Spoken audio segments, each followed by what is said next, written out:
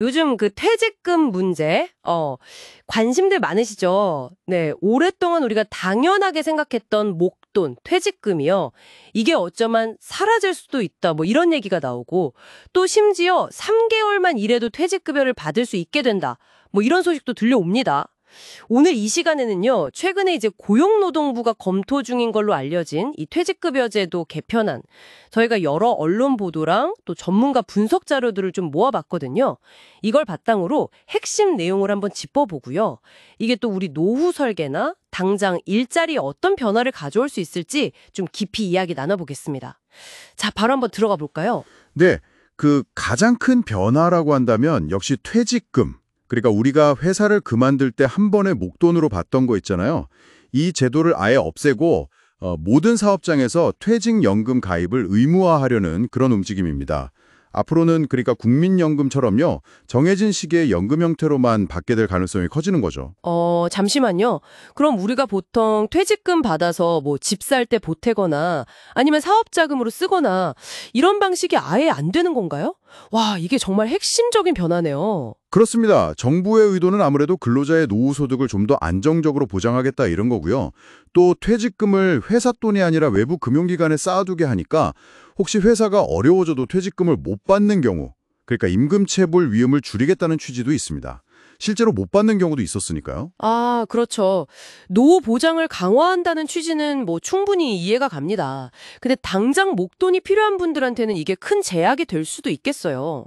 실제로 일부 자료에서는 이게 개인의 재산권이나 뭐 선택의 자유를 침해하는 거 아니냐 이런 비판도 좀 나오고 있고요. 네, 맞습니다. 그 개인의 자금 운용 자율성 문제, 이게 중요한 쟁점이죠. 그리고 또 다른 변화가 있는데요. 퇴직급여를 받을 수 있는 최소 근무 기간을요.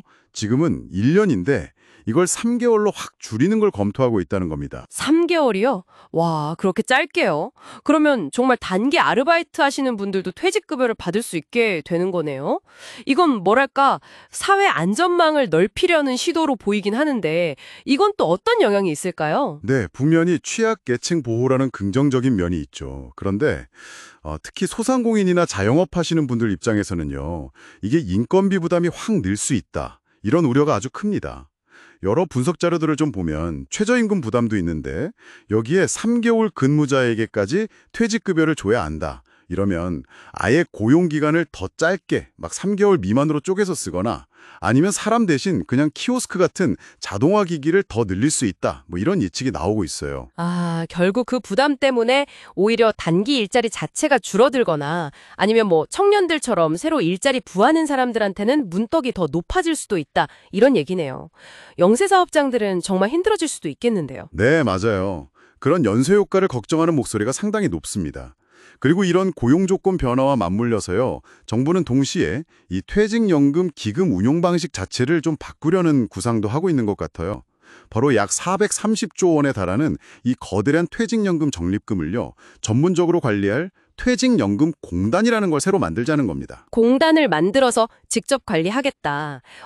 국민연금처럼요. 수익률을 높이려는 의도인가 보네요. 하긴 지금 퇴직연금 수익률이 너무 낮다는 지적은 뭐 계속 있었으니까요. 네, 그렇습니다. 전문적인 운용으로 수익률을 높이겠다. 이게 표면적인 목표인데요. 근데 여기서 또 다른 논란이 불거집니다. 국민연금 사례처럼 기금 고갈 우려나 또 낮은 신뢰도 문제가 반복될 수 있다. 이런 지적이 있고요. 또 국가주도 운용이 과연 효율적이고 투명하게 운영될 수 있을까? 이런 의문도 제기되고 있죠. 게다가 일부 보도를 보니까 이 기금으로 뭐 벤처기업 같은 좀 고위험 자산에 투자하는 방안까지 검토 중이라고 하던데요. 이거 국민들 노후 자금을 가지고 너무 위험한 투자를 하는 거 아니냐 이런 비판도 나올 수 있겠는데요. 원금 손실 가능성도 있는 거고요. 정확합니다. 바로 그 노후 자금의 안정성 문제가 핵심 우려사항입니다. 또 공단이 설립되면 운용 수수료가 이중으로 들 수 있다. 이런 문제 제기도 있고요. 이런 여러 논란 때문에 정부는 뭐 아직 확정된 건 아니다 이렇게 선을 긋고는 있습니다만 관련 논의가 상당히 진행된 정황은 여러 출처를 통해 확인되고 있습니다.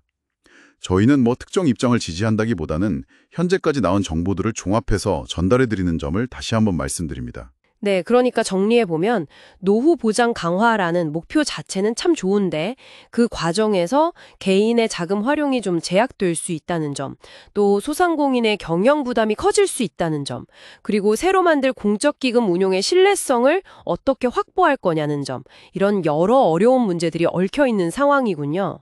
그렇습니다.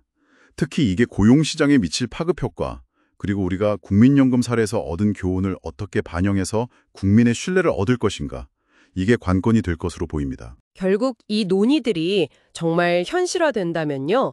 여러분의 퇴직금 수령 방식부터 시작해서 노후 계획, 나아가서는 일자리 환경까지 정말 큰 변화가 예상됩니다. 자, 그럼 마지막으로 이 질문을 한번 던져봅니다. 만약에요, 여러분의 노후 자금을 국가가 더 적극적으로 관리해서 잠재적으로 더 나은 수익률이나 안정성을 추구한다고 할 때 여러분은 개인적인 통제권을 어느 정도까지 양보할 수 있으신가요?